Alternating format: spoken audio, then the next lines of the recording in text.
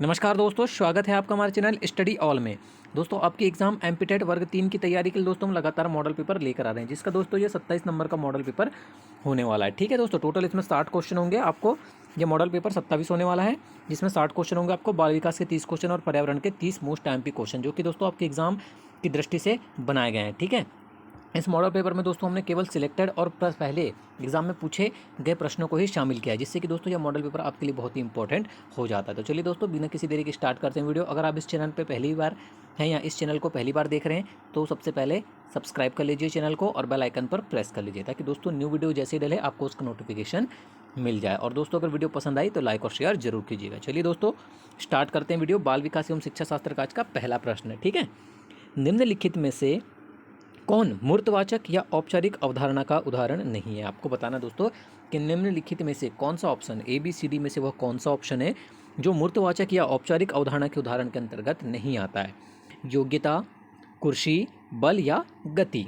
ठीक है, तो दोस्तों वह ऑप्शन जो मूर्तवाचक या औपचारिक अवधारणा के उदाहरण के अंतर्गत नहीं आता है दोस्तों, वो है आपका योग्यता। ठीक है, याद रखिएगा, योग्यता आपका आंसर हो जाएगा ऑप्शन नंबर है। बहुत इंपॉर्टेंट क्वेश्चन दोस्तों एग्जाम की दृष्टि से। चलिए क्वेश्चन नंबर 2 की ओर बढ़ते हैं। पढ़ने की वह तकनीक जिसका उपयोग तालिका में स्थित शब्दावली तथा प्रसंग में किया जा सकता है, क्या कहलाता है? आपको बताना है दोस्तों कि पढ़ने की वह तकनीक जिसका उपयोग तालिका में स्थित शब्दावली तथा प्रसंग में किया जाता है, क्या कहलाती है? की रीडिंग, रीडिंग, स्कैनिंग या स्कीमिंग। तो दोस्तों याद रखिएगा, इसे क्या कहा जाता है? स्कैनिंग कहा जाता है। क्या कहलाता है? स्कैनिंग कहलाता है। ठीक है, तो ऑप्शन नंबर सी आपका आंसर हो जाएगा, स्कैनिंग। नेक्स्ट क्वेश्चन देखते हैं। हम सभी में आवश्यकता अनुसार अभिप्रेरणा की शुरुआत होती है। छात्र की वह आवश्यकता जिसे आपको सर्वप्रथम पूरा करना चाहिए संबंधित है। बहुत ही अच्छा क्वेश्चन दोस्तों, आपको बताना है। देखिए, सभी में आवश्यकता अनुसार अभिप्रेरणा की शुरुआत होती है। छात्र की वह आवश्यकता जिसे उसको सर्वप्रथम पूरा करना चाहिए, वो किससे संबंधित है? सम्मान से संबंधित है, शारीरिक से संबंधित है, सामाजिक से संबंधित है या आत्म अनुभूतिकरण से संबंधित है? दोस्तों ये संबंधित है आपका शारीरिक से। ठीक है, शरीर से संबंध है, तो आपको उसका सर्वप्रथम पूरा करना चाहिए, जो किससे संबंधित है? शारीरिक से संबंध है। तो ऑप्शन नंबर बी आपका आंसर हो जाएगा। ठीक है, नेक्स्ट क्वेश्चन की ओर बढ़ते हैं। क्वेश्चन नंबर 4 देख लेते हैं दोस्तों।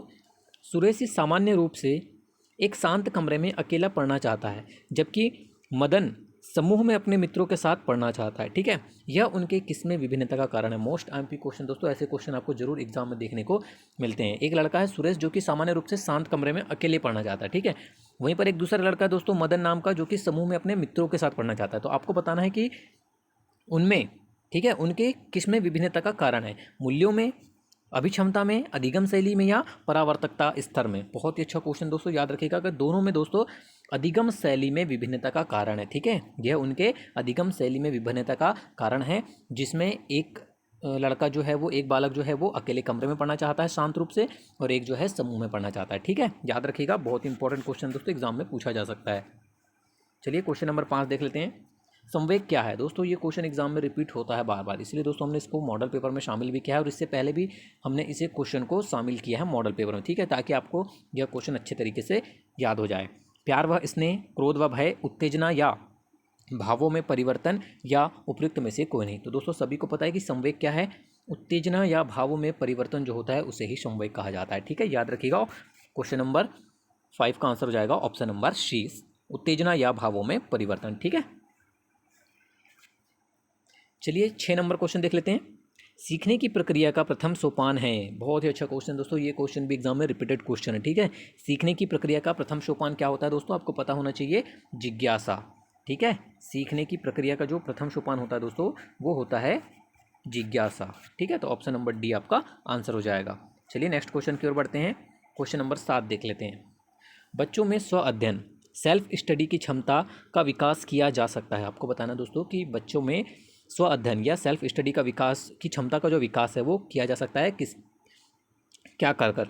महान व्यक्तियों का उदाहरण प्रस्तुत करके, स्व अध्ययन का व्याख्यान देकर, स्वयं का उदाहरण प्रस्तुत करके, या नूतन साहित्य उपलब्ध कराकर? तो दोस्तों बच्चों में स्व अध्ययन या सेल्फ स्टडी की क्षमता का जो विकास किया जा सकता है वो दोस्तों नूतन साहित्य उपलब्ध कराकर। ठीक है, नूतन साहित्य उपलब्ध कराकर जो है वो सेल्फ स्टडी की क्षमता का विकास किया जा सकता है। तो ऑप्शन नंबर डी आपका आंसर हो जाएगा। ठीक है,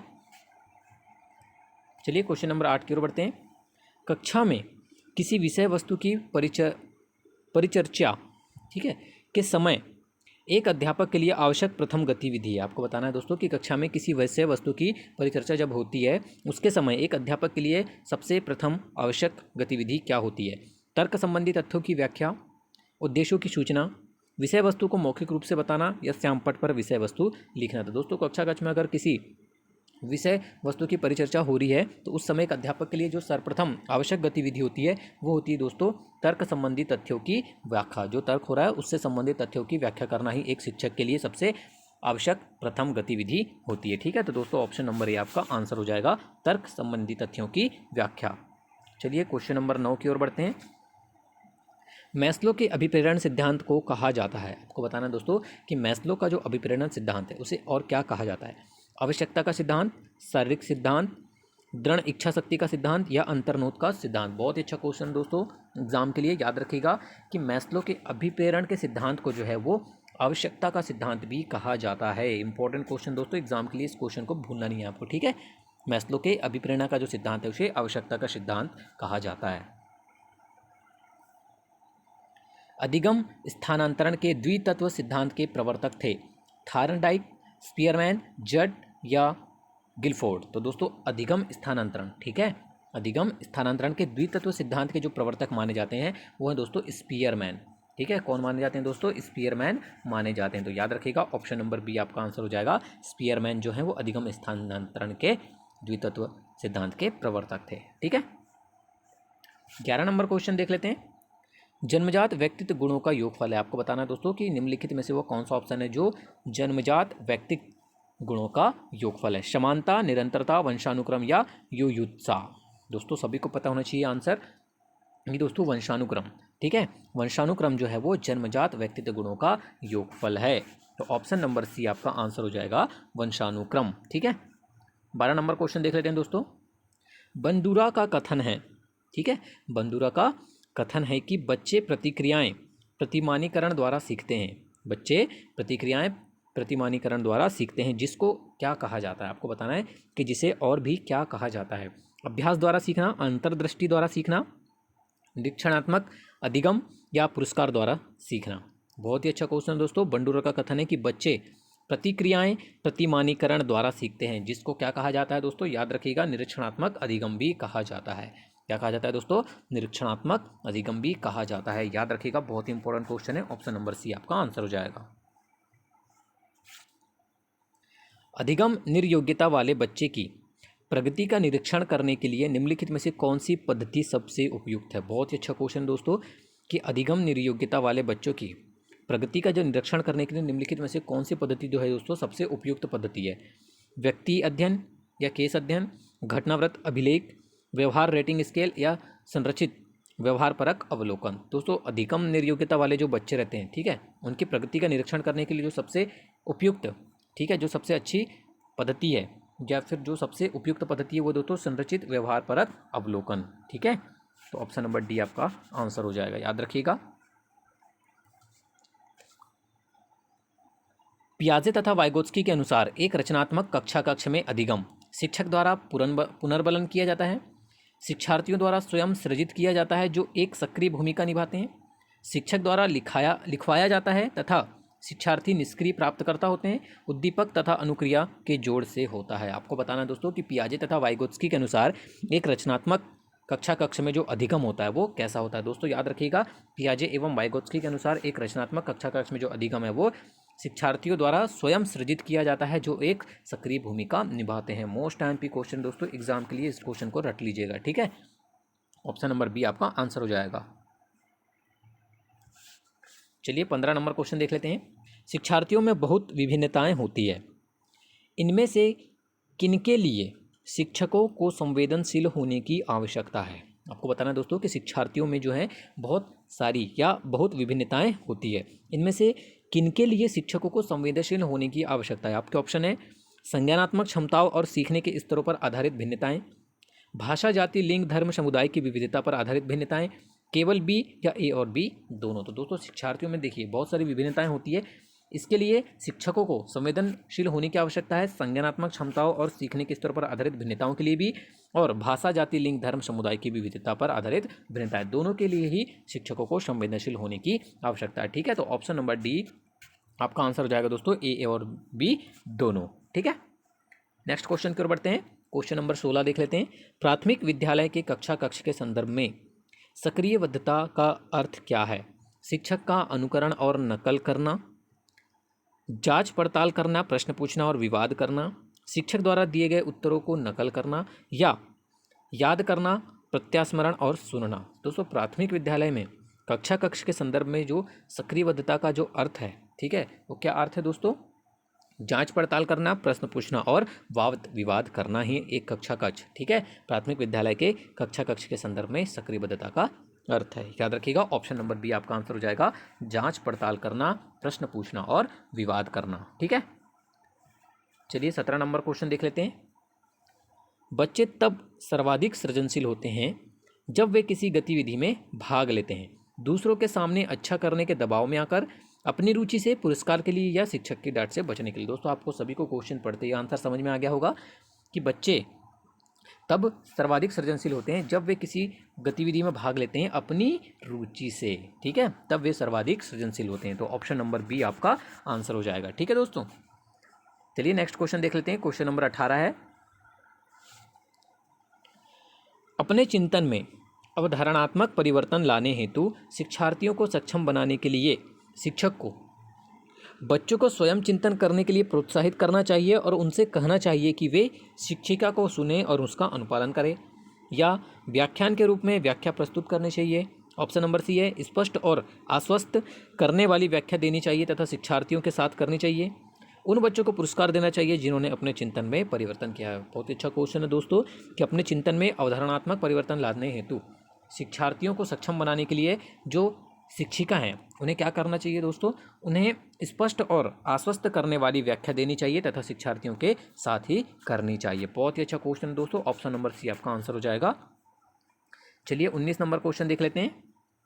आपकी कक्षा में सीखने की विविध शैलियों वाले बच्चे, उनका आकलन करने के लिए आप उन्हें समान अनुदेश देंगे तथा उसके बाद बच्चों द्वारा परीक्षण में प्राप्त अंकों के अनुसार उनको नामित करेंगे। कार्यों और परीक्षणों को एक समान सेट देंगे, विविध प्रकार के कार्य और परीक्षण देंगे, या परीक्षण पूरा करने के लिए एक समान समय देंगे। कि दोस्तों अगर आपकी कक्षा में सीखने की विविध शैलियों वाले अगर बच्चे हैं तो उनका आकलन करने के लिए आपको क्या करना चाहिए दोस्तों? विविध प्रकार के कार्य और उन्हें परीक्षण देने होंगे, जिससे आपको पता चल सके कि आपकी कक्षा में किस किस प्रकार की शैली वाले बच्चे हैं। ठीक है, तो ऑप्शन नंबर सी आपका आंसर हो जाएगा, विविध प्रकार के कार्य और परीक्षण देंगे जिससे कि उनका आकलन किया जा सके। ठीक है, बहुत ही अच्छा क्वेश्चन दोस्तों, ऑप्शन नंबर सी आपका आंसर हो जाएगा। सीखना संवेगों से क्षीण संबंध रखता है, सीखने वालों के संवेगों में स्वतंत्र है, सीखने वाले के संवेगों से प्रभावित होता है, या सीखने वाले के संवेगों से प्रभावित नहीं होता है। इंपॉर्टेंट क्वेश्चन दोस्तों, सीखना जो है, ठीक है, सीखना जो है वो सीखने वाले के संवेगों से प्रभावित होता है हमेशा। ठीक है, तो ऑप्शन नंबर सी आपका आंसर हो जाएगा, सीखने वाले के संवेगों से प्रभावित होता है क्या? सीखना। ठीक है, सीखने के बारे में निम्नलिखित कथनों में से कौन सा एक सत्य है? सीखना एक निष्क्रिय ग्रहणशील प्रक्रिया है, सीखना शिक्षार्थी के पूर्व ज्ञान पर आधारित नहीं है, सीखना कौशल के संचय के समान है, या सीखने को सामाजिक क्रियाएं सुविधा देती है। आपको बताना दोस्तों कि सीखने के बारे में निम्नलिखित में से कौन सा ऑप्शन जो है या कौन सा कथन जो है वो सत्य है। देखिए, सीखने के बारे में जो कथन सत्य है दोस्तों वो ये है कि सीखने को सामाजिक क्रियाएं सुविधा देती है। बहुत ही अच्छा क्वेश्चन है, इंपॉर्टेंट क्वेश्चन है, याद रखिएगा। सीखने को सामाजिक सुविधा जो सामाजिक क्रिया जो होती है वो सुविधा प्रदान करती है या सुविधा देती है। यह कथन सीखने के बारे में पूर्ण तरीके से सत्य है आपका। ठीक है, चलिए 22 नंबर देख लेते हैं। निम्नलिखित में से कौन सा एक आधारभूत सहायता का उदाहरण है? बहुत ही अच्छा क्वेश्चन है दोस्तों, आपको बताना है कि निम्नलिखित में से वो कौन सा ऑप्शन है जो एक आधारभूत सहायता का उदाहरण के अंतर्गत आता है।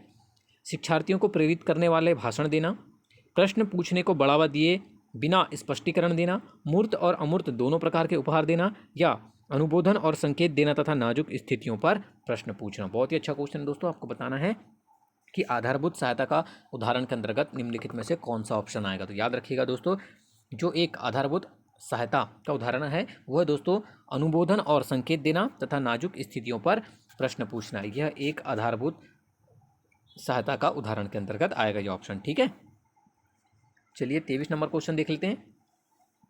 वाइगोत्स्की के अनुसार सीखने को पृथक नहीं किया जा सकता है अवबोधन और अवधानात्मक प्रक्रियाओं से, उसके सामाजिक संदर्भ से, पुनर्बलन से या व्यवहार में मापने योग्य परिवर्तन से। आपको बताना है दोस्तों कि वाइगोत्स्की के अनुसार सीखने को पृथक नहीं किया जा सकता। ठीक है, किससे अलग नहीं किया जा सकता दोस्तों? उसके सामाजिक संदर्भ से। मोस्ट टाइम भी क्वेश्चन है दोस्तों, इस क्वेश्चन को रट लीजिएगा। ठीक है, वाइगोत्स्की के अनुसार सीखने को किससे अलग नहीं किया जा सकता? उसके सामाजिक संदर्भ से अलग नहीं किया जा सकता या पृथक नहीं किया जा सकता। ठीक है, 24 नंबर क्वेश्चन देखते हैं। बच्चों को समूह कार्य देना एक प्रभावी शिक्षण रणनीति है क्योंकि, ठीक है दोस्तों, आपको बताना है कि बच्चों को समूह कार्य देना एक प्रभावी शिक्षण रणनीति है क्योंकि क्योंकि दोस्तों ऐसा इसलिए है कि सीखने की प्रक्रिया में बच्चे एक दूसरे से सीखते हैं और परस्पर सहायता भी करते हैं, इसलिए बच्चों को समूह कार्य देना एक प्रभावी शिक्षण रणनीति साबित हुई है। ठीक है, तो ऑप्शन नंबर सी आपका आंसर हो जाएगा कि सीखने की प्रक्रिया में बच्चे एक दूसरे से सीखते हैं और परस्पर सहायता भी करते हैं एक दूसरे की। ठीक है, 25 नंबर क्वेश्चन की ओर बढ़ते हैं।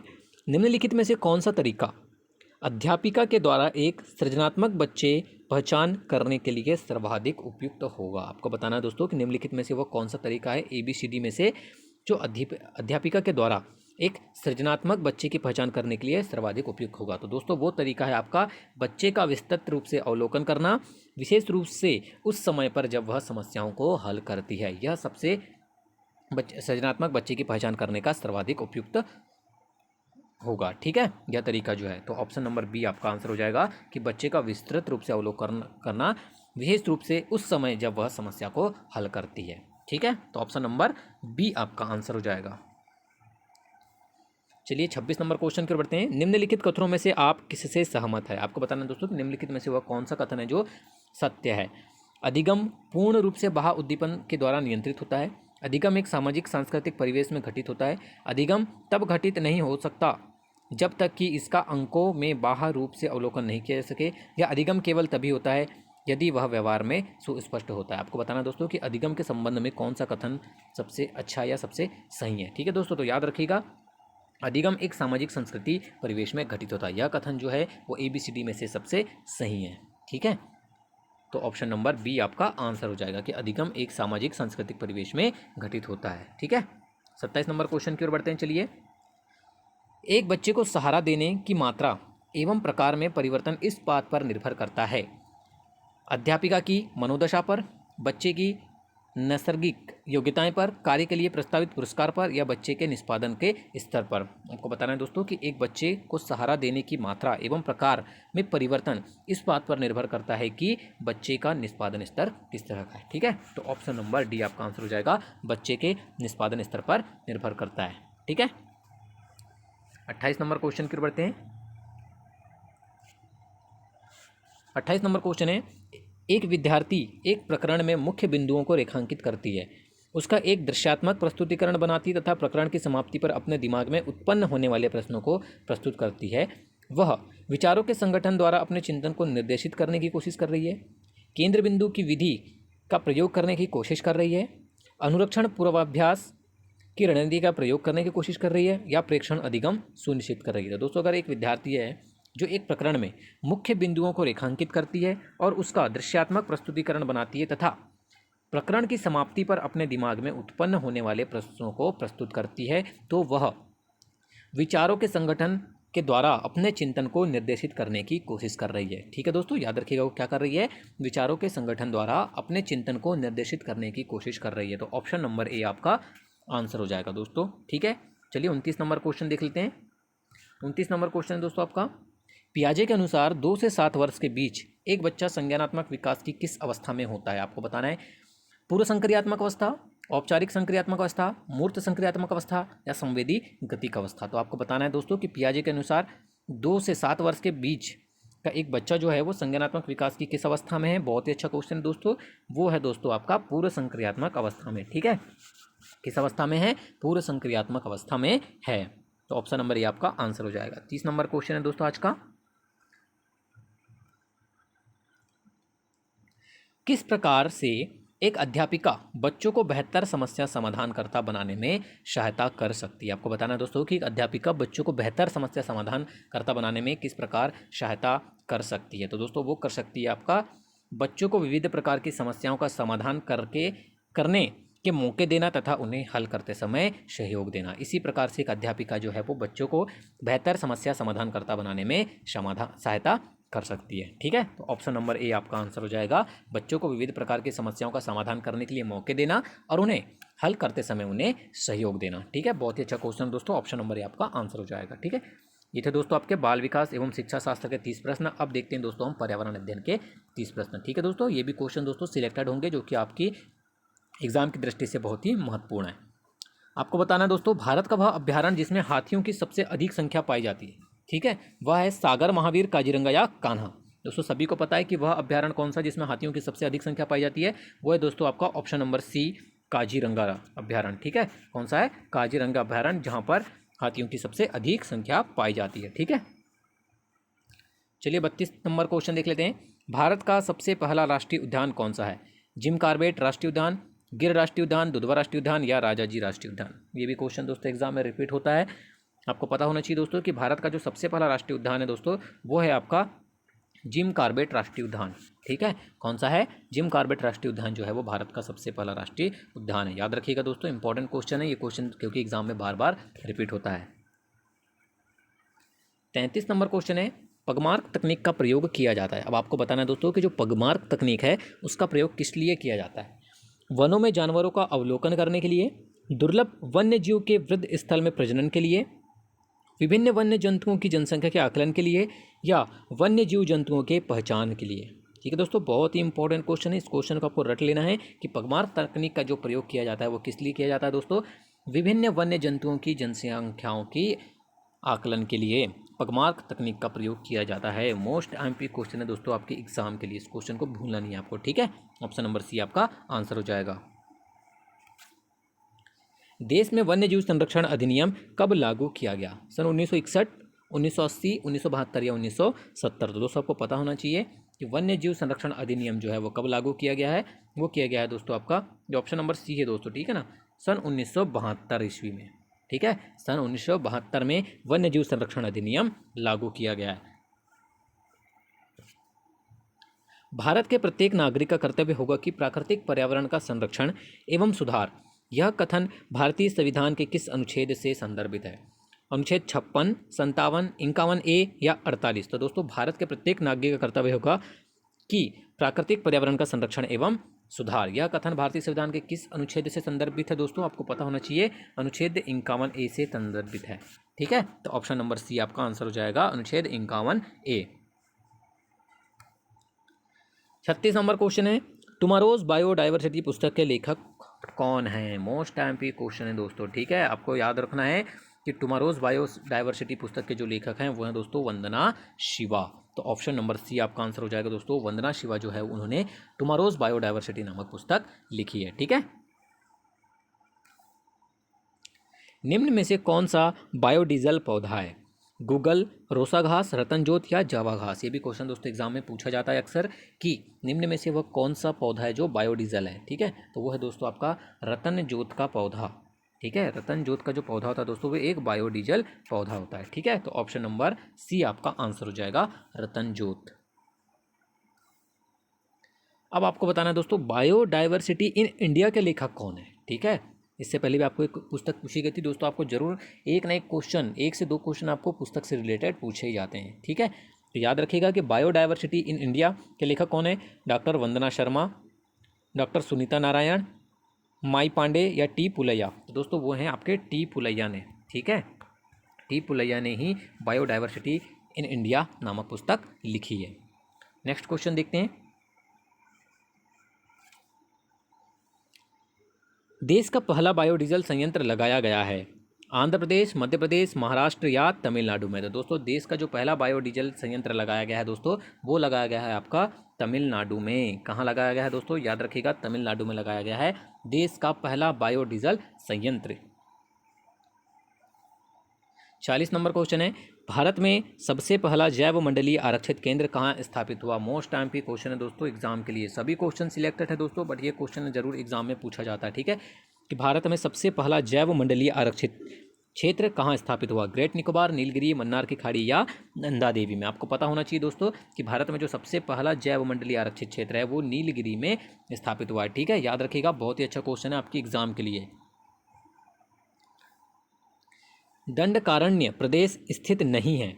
आंध्र प्रदेश में, उड़ीसा में, मध्य प्रदेश में या छत्तीसगढ़ में? आपको बताना है दोस्तों कि दंडकारण्य प्रदेश जो है वो कहाँ पर स्थित नहीं है, वो नहीं है दोस्तों आपका मध्य प्रदेश में, ठीक है, तो ऑप्शन नंबर सी आपका आंसर हो जाएगा।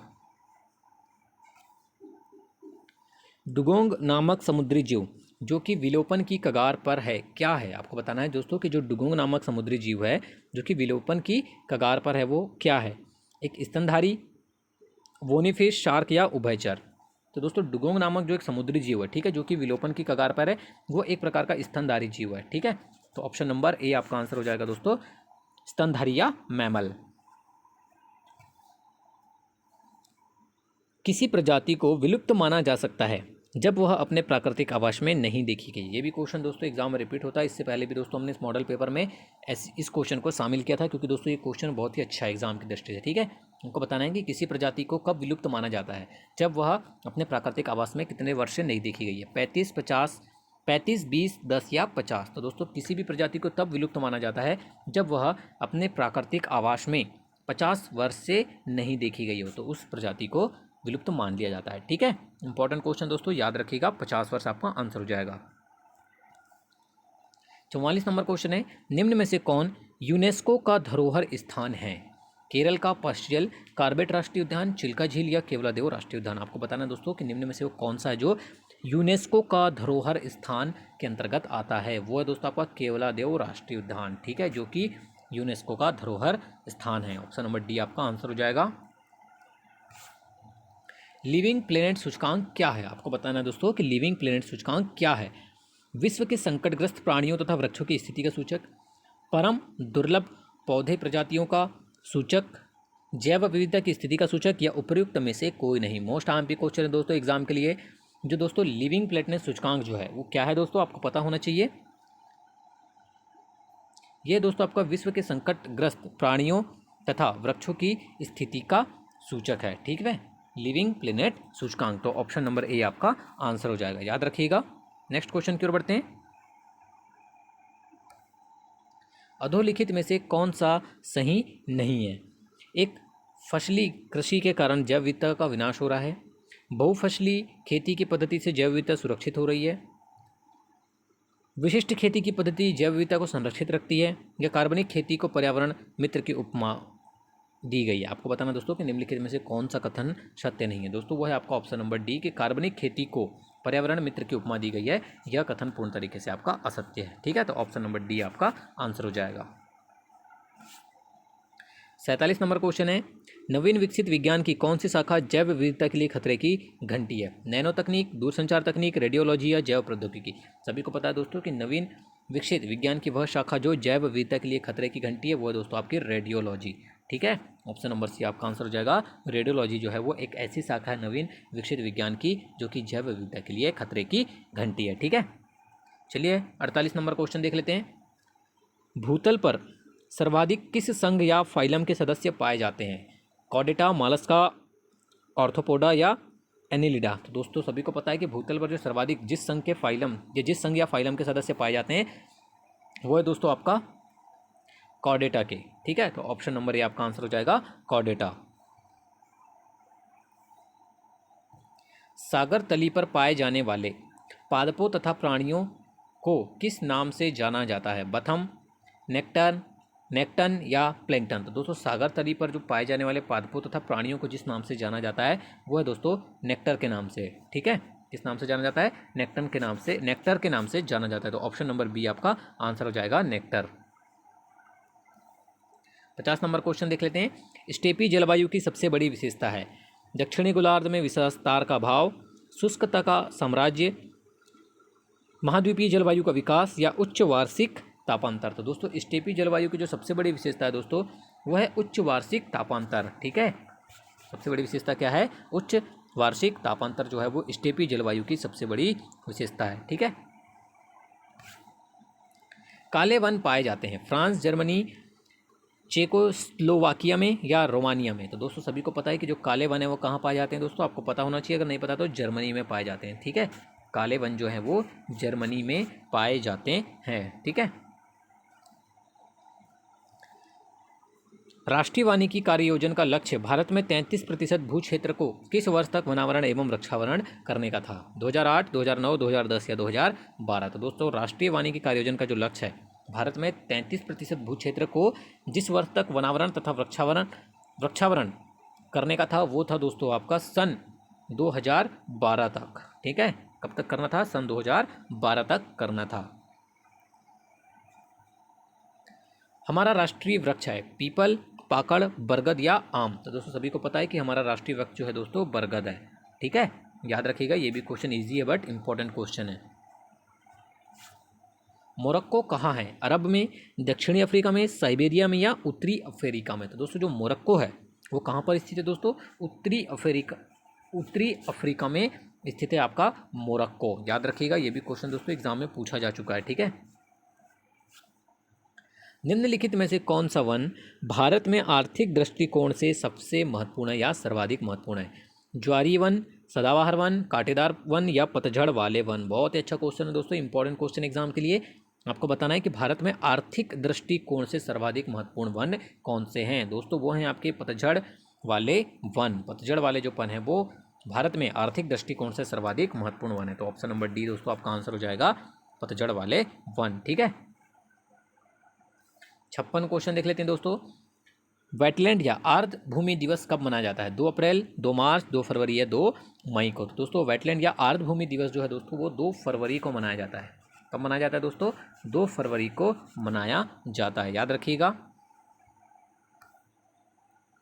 निम्न में से कौन पेट्रोपादप है? जेट्रोफा, आंख, डिस्ठोरी या उपयुक्त सभी? तो दोस्तों निम्नलिखित में से जो पेट्रोपादप के अंतर्गत आता है वो है दोस्तों आपका जेट्रोफा भी है, आंख भी है और डिस्टोरी, ये तीनों ही आपके पेट्रोपादप हैं। ठीक है, तो ऑप्शन नंबर डी आपका आंसर हो जाएगा दोस्तों, उपरोक्त सभी। निम्नलिखित में से कौन पारिस्थितिक तंत्र में स्थिरता को बढ़ावा नहीं देता है?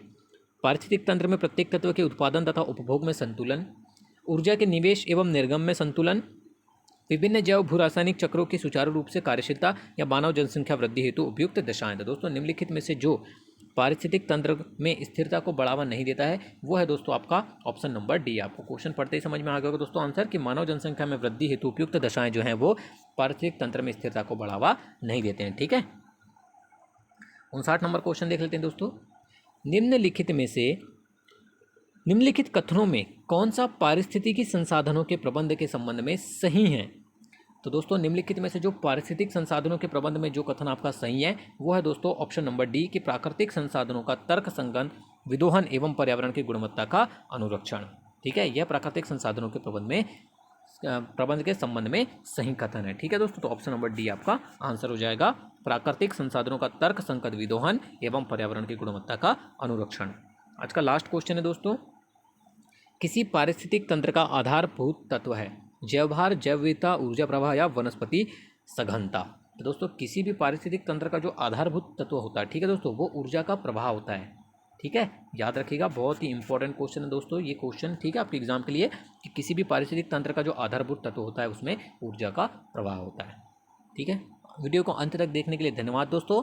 अगर वीडियो पसंद आई हो तो लाइक और शेयर जरूर कीजिएगा और दोस्तों इसी प्रकार के वीडियो देखने के लिए हमारे चैनल को सब्सक्राइब जरूर करें।